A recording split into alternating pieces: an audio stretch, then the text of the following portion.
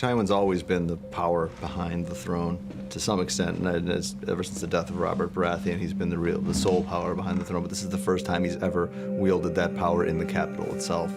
And so, like the CEO that he is coming to run the company that he runs, he wants to show people exactly who's boss, and he wants to put people off their guard, and he wants to give them kind of a contest between all the players of his council to see who sits where, and I think the way in which they react to it tells him and tells us a lot about who they are. You know, all the small council members recognize that Tywin is the true power, and they all want to be seated as close as possible to the true power. So Littlefinger, because he's the most ambitious, and to shove his way to the front and grab the seat closest to Tywin. And Varys is kind of, you know, rolling his eyes about that, but he's not surprised because that's Littlefinger. And, you know, from Varys' perspective, it's okay. Like, Littlefinger can sit closest to Tywin. And Pycelle, you know, just wants to keep on keeping on. You know, he's the Grand Maester. He wants to survive. And then Cersei comes in, and Cersei is just not gonna abide by these rules, you know. So she sees the chair set up, and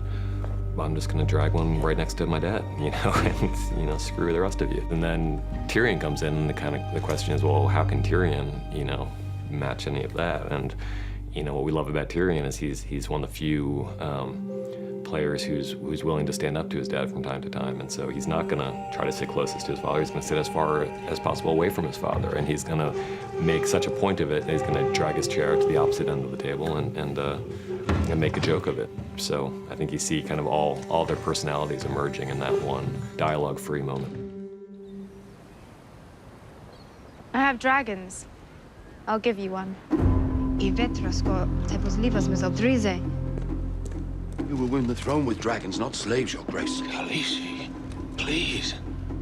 Dany has her lovable side, but she's also ruthless, and she's also fiercely ambitious. And it's not even like a Littlefinger-style ambition where she's trying to climb, you know, the social ladder. It's almost like a Joan of Arc kind of ambition where she feels like she has this almost divine mission, and nothing's going to prevent her from achieving it. And that might mean sacrificing those who are closest to her. Giving away one of the dragons seems like a completely insane thing to do, especially the biggest one. I mean, we know that historically the biggest dragons were this bigger than school buses, and they were weapons of mass destruction and able to lay cities to waste in minutes. And no matter how big and effective your army of 8,000 soldiers is, they're taking even a small city is going to be kind of a dangerous prospect for them. And the idea that she's going to give away what they see as her real future for a chance at a small army now seems insane to them.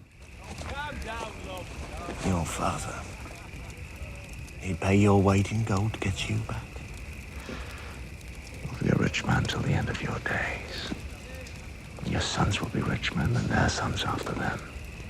Lands, titles, you'll have them all. I'm telling to Jaime from the tree. Come on, man.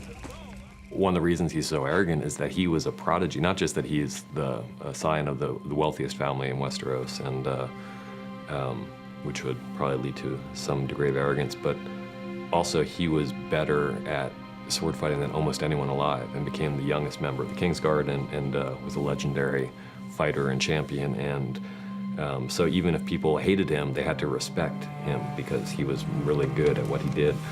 And then he loses that. Jaime losing his hand is a classic George maneuver, and it was a very intelligent and very interesting move on George's part, because it's killing a person while leaving him alive and walking. It's taking away the root of someone's identity and ripping the ground out from under them and stealing everything that defines them with one chop of a carving knife. Locke, you know, just sees this arrogant man who's just, everything has always come easily for him, and he's always expected that, you know, if he gets into trouble, his father will bail him out, and he doesn't want to just kill him. He wants him to be aware that life doesn't always work out that way for most people, and now for you, Jaime Lannister. So just as Ned's beheading was a complete shock, I think Jaime's behanding comes out of the blue, and you just don't see it coming until it happens.